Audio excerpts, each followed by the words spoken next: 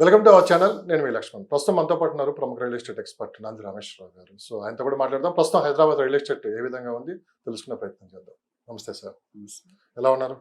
Top of the world. Yes, after long time 1 month అవుతుంది మనకు కలవక. So ఏంటి sir, ఏం జరుగుతుంది రియల్ ఎస్టేట్లో? గవర్నమెంట్ వచ్చిన తర్వాత, తెలంగాణ గవర్నమెంట్ వచ్చిన తర్వాత అంటే ఫస్ట్లో 4th సిటీ అనౌన్స్ చేశారు. ఆ శంకుస్థాపన చేయడానికి దాదాపు 13 నెలల సమయం పట్టింది. సో ఇది ఎప్పటికి పూర్తవుతుంది? మరి దీని స్టేటస్ ఏంటి? ప్రజెంట్ ఏం నడుస్తుంది? ఓ పక్క ట్రిపుల్ కూడా కొన్ని అంచనాలు అయితే ఉన్నాయి. ట్రిపుల్ గిన కంప్లీట్ అయిపోతే మార్కెట్ కాస్త పెరిగే అవకాశం ఉంది అంటున్నారు. కానీ కొన్ని అనుమానాలు అయితే దీని మీద ఉన్నాయి. సో ఏం జరుగుతుంది మార్కెట్లో? మార్కెట్లో ఇప్పుడు పొలిటికల్కి, రాజకీయానికి లేదా రియల్ ఎస్టేట్కి తేడా ఉంటుంది. నువ్వు రియల్ ఎస్టేట్ అనేది పొలిటికల్ క్వశ్చన్ అడుగుతున్నావు. అంటే పొలిటికల్తో మిళితమైంది కదా. 4 సిటీ అనేది 30,000 ఎకరాల్లో ప్లాన్ చేస్తున్నారు. ఇది ఎందుకు వచ్చింది? దీనికి అసలు ఒరిజినేషన్ ఎక్కడంటే, రేవంత్ రెడ్డి గారు సౌత్ కొరియా వెళ్ళారు సీఎం అయిన తర్వాత.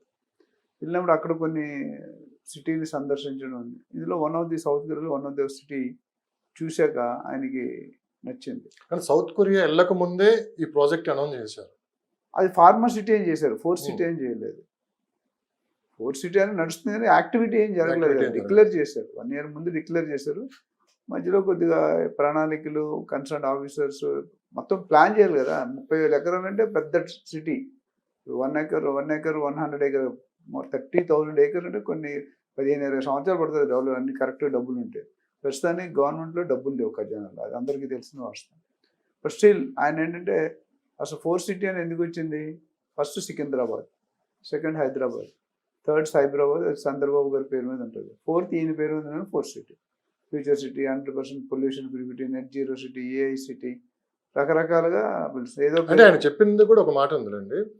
4th మనకి ఐటీ సిటీ అనేది గుర్తొచ్చేది చంద్రబాబు నాయుడు గారు, సైబరాబాద్ మొత్తం. రేపు నా పేరు కూడా శాశ్వతంగా ఉండిపోతుంది, 1000 సంవత్సరాల తర్వాత కూడా ఈ 4th సిటీని ఇట్లా కట్టారని చెప్పి రేవంత్ రెడ్డి పేరు చెప్పుకుంటారు. సో నా డ్రీమ్ అది అని చెప్పి ఆయన చూడటం కూడా జరిగింది. కానీ ఇది మాటల వరకే ఉంటుందా? ఆచరణలో ఎన్ని సంవత్సరాలు పట్టొచ్చు? రేపు ఏదన్నా ప్రభుత్వం మారితే ఏంటి పరిస్థితి? ఇట్లా కొన్ని అనుమానాలు పబ్లిక్ లో కూడా ఉంది. ఇప్పుడు Rome is not built in 1 day, ఒక రోజులో జరిగేది కాదు. ప్లాన్ వేయడం వేరు, ఫండ్స్ ఉండడం వేరు, దాన్ని ఇంప్లిమెంట్ చేయడం వేరు, ప్రణాళిక సిద్ధం అంటే క్యాబినెట్ పెద్ద ప్రాసెస్ ఉంటుంది. దీన్ని అనౌన్స్ చేసిన తర్వాత దాని కింద ఎంతో గ్రౌండ్ వర్క్ చేయాలి. Land pooling is not easy. కొంతమంది ఇస్తారు, కొంతమంది ఇయ్యరు. వాళ్ళని సెటిల్ చేయాలి, పిల్లలు ఈచ్ కొన్ని వేల మంది ఓనర్స్ ఉంటారు, 1,00,000 మంది ఓనర్స్ ఉంటారు. ఎందుకంటే 30,000 ఎకరాలు. సో ఆయన ప్లానింగ్ బాగుంది. కొద్దిగా ఫండ్స్లో కొద్దిగా డిఫాల్ట్ ఉంది, మనకు కొద్దిగా ల్యాకింగ్ ఉన్నాం. ఆ ఫండ్స్ రావడానికి కూడా ట్రై చేస్తున్నాం. దావూస్ అని మిగతా అమెరికా ఇవన్నీ ప్లేస్లకు వెళ్తున్నారు. ఆ డబ్బులు రావాలి. ప్లస్ ఇప్పుడు కట్టబోయే సిటీకి ఇప్పుడున్న సిటీకి ఆసమాన్ జమీన్ ఫరక్ ఉంటుంది. అంటే ఇప్పుడున్న సిటీ 70-75 సంవత్సరాలు పైగా బిల్డ్ అయింది. హైదరాబాద్ ఈ రోజు ఏంటంటే మనకు స్వతంత్రం వచ్చిన దగ్గర నుండి ఇప్పటి వరకు అంచెలుగా ముక్కలుగా డెవలప్ అయింది. ఒకేసారి డెవలప్ అవ్వలేదు, అవునా? అందుకని ఇప్పుడు వర్షాలు పడితే ఏమవుతుంది? రోడ్ల మీద మొత్తం ట్రాఫిక్ జామ్ అవుతుంది. 1/2 feet 1 feet నీళ్లు కాలు మునిగిపోతున్నాయి, టైర్లు మునిగిపోతున్నాయి. దీనికి ఈయన ప్లాన్ ఏంటంటే, ఇలాంటివి రాకుండా latest technology, latest landscaping, IGBC standards, Indian green building council.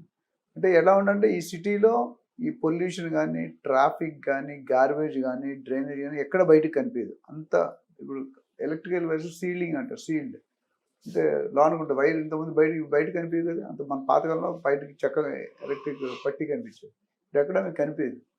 So అట్లా ఏంటంటే కన్సీల్డ్ అంటారు. ఈయన కూడా ఏం చేస్తుందంటే, ఈ సిటీని ఎలా చేయాలంటే, సౌత్ కొరియాతో మనం పోల్చుకోవడం ఈజీ కాదు.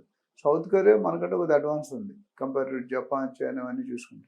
సో అలాంటి టెక్నాలజీని తేవాలంటే చాలా కొన్ని లక్షల కోట్లు, వేల కోట్లు, నాకు తెలిసి సరిగ్గా అనుకునే ప్రకారం డెవలప్ అయితే it's going to be one of the best city in the country, కాదు ఇన్ ది వరల్డ్. ఒకళ్ళు అనుకుట్లాంటి జరిగితే ఓన్లీ క్వశ్చన్ జరుగుతుందో లేదు. శంకుస్థాపనకే మీరు 1 year పట్టింది అంటున్నారు. శంకుస్థాపన 1 year పెడితే స్టార్ట్ చేయడానికి ఎంత టైం పడుతుంది? గవర్నమెంట్ మొత్తం అయితే, బికాజ్ అందులో సెంట్రల్ గవర్నమెంట్ కూడా ఇన్వాల్వ్ ఉంది కాబట్టి డెఫినెట్గా స్పీడ్ కావాలని కోరుకుందాం. But that Joe Dikhta high ఓ దిక్తుంది. అది స్టార్ట్ అయిన దగ్గర మనకు తెలియదు. స్టార్ట్ అయితే అవుతుంది, ఎంతకాలం అవుతుంది? అంత ఫండ్స్ ఎక్కడ తెస్తారు? ఎంతమంది కంట్రిబ్యూట్, ఇండస్ట్రీ రావాలి. అక్కడ ఏమొస్తున్నాయి? 4 సిటీలో స్పోర్ట్స్ సిటీ వస్తుంది, international cricket stadium, health city వస్తుంది, ఏఐ సిటీ వస్తుంది, ఐటీ కారిడార్ వస్తుంది, SEZ వస్తుంది, ఎయిర్పోర్ట్కి చాలా దగ్గర అండర్గ్రౌండ్ మెట్రో వస్తుంది. సో మెట్రో ఎక్స్పెన్షన్ చుట్టుపక్కల జరుగుతుంది. సో ఇవన్నీ ప్లానింగ్ స్టేజ్లో ఉన్నాయి. ఇప్పుడంతా వర్క్ ఇంప్లిమెంటేషన్ స్టేజ్ రావడానికి డెఫినెట్గా కొద్ది టైం పడుతుంది.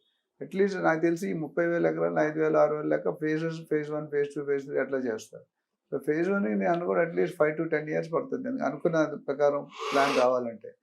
అయితే జనాల్లో కన్ఫ్యూజన్ అంటే ఇప్పుడు ఈయన వచ్చారు ఇది పెట్టారు, రేపొద్దు ఇంక వేరే గవర్నమెంట్ వచ్చింది అనుకోండి, ఈయన వస్తే వెల్ అండ్ గుడ్, 10 years నేనే సీఎం అవుతాను మంచిదే. పొరపాటు ఏదైనా గవర్నమెంట్ మారింది అనుకోండి, మళ్ళీ అక్కడ ఏమవుతుంది జనాలకు కన్ఫ్యూజన్ డౌట్ అది. రేపొద్దు మళ్ళీ ఇక్కడ అంతే ఏపీలో కూడా అంతే ఉంది. మళ్ళీ సిబిఎన్ గారు వస్తారా, ఇక్కడ రేవంత్ రెడ్డి గారు వస్తారా అనేది మీరు నేను చెప్పలేం. లాస్ట్ మినిట్ ఓట్ రిజల్ట్ వచ్చేదాకా ఏమవుతుందో ఎవరికి తెలియదు. సో జనాలు ఇక్కడ కానీ అక్కడ కానీ ఆ కన్ఫ్యూజన్లో అయితే ఉన్నారు. అందుకని మార్కెట్ అనేది వెయిట్ అండ్ వాచ్లో పెట్టారు. Slow down. రేట్లు పెరగడం కారణం 1.5 years రేట్లు 18-19 నెలలు అయింది గవర్నమెంట్ 20 నెలల్లో. ఇంతవరకు ఎక్కడ రేట్లు పెరగలేదు. అట్లా రేట్లు తగ్గలేదు కూడా. కానీ ఇప్పుడు మన శంకుస్థాపన కానీ ల్యాండ్ ఓనర్లు పెంచారు రేట్లు. అది ఆర్టిఫిషియల్ జంప్. జస్ట్ శంకుస్థాపన చేస్తే ఇంత పెరిగితే ఒక నిజంగా బిల్ట్ అయిపోతే ఇంకెక్కడ ఉంటారు. అంటే ఇక్కడ ఒక డౌట్ కూడా ఉంది, శంకుస్థాపన జరిగిపోయింది కదా అని చెప్పి ఇప్పుడు కొనొచ్చా అని కూడా అడుగుతున్నారు. అంటే కొనడానికి డెఫినెట్ గా మీరేమో విపరీతంగా రేట్లు పెంచారు, ఆ శంకుస్థాపన అయిపోయినా అంటున్నారు, అవును ఆర్టిఫిషియల్ పెంచారు అని మీరు అంటున్నారు. అంటే ఇక్కడ కస్టమర్ అనేది ఒక కన్ఫ్యూజ్ వాతావరణంలోకి నెట్టేస్తున్నారు ఇటు మీరు ఇలాంటి ఎక్స్పర్ట్స్ కూడా. నెట్టేయడం లేదు, క్లియర్గా ఉందండి. ఎందుకంటే అప్పుడు 1.5 years బ్యాక్ రేట్ ఎంత ఉందో ఇప్పుడు రేట్ కంపారిజన్ 5-10% కంటే పెరగలేదు. యాక్చువల్ వాస్తవం అయితే 20 నెలల్లో దాదాపు 30-40% పెరిగిపోదు. అంతకుముందు పెరిగిన గత గవర్నమెంట్లో 4 yearsకి డబుల్ అయింది, 4 to 5 years. కొన్ని 5 years అనుకున్న ఇయర్కి 20%, 1.5 year 30-40%. ఎక్కడంతా పెరిగి ఎందుకు కొనేవాళ్ళే తగ్గిపోయారు. అంటే మొత్తం తగ్గిపోయారంటే మొత్తం ఏం తగ్గిపోలేదు. జీరో అయిందంటే జీరో అవ్వలేదు, డమాల్ అయిందంటే డమాల్ అవ్వలేదు, స్లో డౌన్ అయింది. కానీ మళ్ళీ లాస్ట్ ఇయర్ కంటే ఇయర్ కొద్ది పికప్ అయింది. ఇది ఏంటంటే సీజనల్ బిజినెస్, రియల్ ఎస్టేట్ ఇది సీజనల్ బిజినెస్. ఎందుకంటే ఆషాఢ మాసంలో మీరు కొనరు, కొన్ని ఉన్నాయి కదా నెల గంట ముందు ఎవరు కొనరు, కొన్ని హాలిడేస్, కొన్ని ఫెస్టివల్స్. వినాయక చవితి వచ్చిందంటే చాలామంది ఆర్ట్ ఫోకస్, దసరా వచ్చింది, కొన్ని చాలా మంది టూర్స్లోను హాలిడేస్లో ఉంటారు. పబ్లిక్ ఏదేమైనటికి ఒక క్లారిటీ అనేది ఇంకా రావాల్సి ఉంది గవర్నమెంట్ దగ్గర నుండి. ఆ clarity we are not right, we can only tell what happen, what is going to happen అనేది గవర్నమెంట్ చెప్పాలి. సో అది దానివల్ల సీరియస్గా వర్క్ చేస్తున్నారు. బట్ జనాల్లో పోయిన కాన్ఫిడెన్స్ని రీబిల్డ్ చేయాల్సిన అవసరం 2 రాష్ట్రాలకి ఉంది, ఆంధ్రప్రదేశ్కి కానీ తెలంగాణ కానీ. అది చేయడానికి ఎంత టైం పడుతుందో we to wait and watch. But నా అడ్వైస్, నా ఎక్స్పీరియన్స్ ప్రకారం ఎవరైనా కొనుక్కునే వాళ్ళు ఇంకా డబ్బులు చేతిలో పెట్టుకొని వెయిట్ చేస్తానంటే వెయిట్ చేయదు, కొనేసుకోండి బెస్ట్. నెక్స్ట్ 2-3 నెలల్లో నెల 2 నెలలతో ఎనీ టైం రేట్లు పెడతాయి. 20-40% పెంచడానికి డిసైడ్ అయిపోయారు గవర్నమెంట్. ఎందుకంటే రెవెన్యూ కావాలి. The quickest fastest revenue in any department real estate. ఏ కాదు, కంప్యూటర్స్ కాదు, ఎలక్ట్రానిక్స్ కాదు, ఐటీ కాదు, ఫార్మా కాదు, మెడికల్ కాదు, ఇవన్నీ ఉన్నాయి, వస్తున్నాయి. బట్ తక్కువ టైంలో అతి ఎక్కువ లాగాలి సంపాదించంటే రియల్ ఎస్టేట్. అందుకని హెచ్ఎండి పరిధి పెంచారు. అంతే మనకి కొన్ని వేల కోట్లు. రేట్లు పెరిగినండి. ఇప్పుడు మనం 7.6% కడుతున్నాం. అంటే 1 కోటి రూపాయలు పెట్టుకుంటే మనం చూపించేది ఎంత, 10 లక్షలు 15 లక్షలు. అంటే 7.5 లక్షలు అవ్వాల్సింది 76,000తో అయిపోతుంది. ఇప్పుడు ఏం చేస్తుందంటే ఆ 10 లక్షలు కాస్త 20-30 లక్షలు చేస్తున్నారు. అప్పుడు ఏమవుతుంది కానీ 3-4 times 70,000 బదులు 3 lakhs 4 lakhs వస్తుంది. ఆ విధంగా చేంజ్ చేస్తే అన్నింటిలో పెడతాయి. ఇది పెరిగితే పర్మిషన్స్, డెవలప్మెంట్ ఛార్జ్ ఇవన్నీ ఉంటాయి కదా. టోటల్గా పెరిగితే ఓవరాల్ కొన్ని వేల కోట్లు సంవత్సరానికి ఆదాయం వస్తుంది.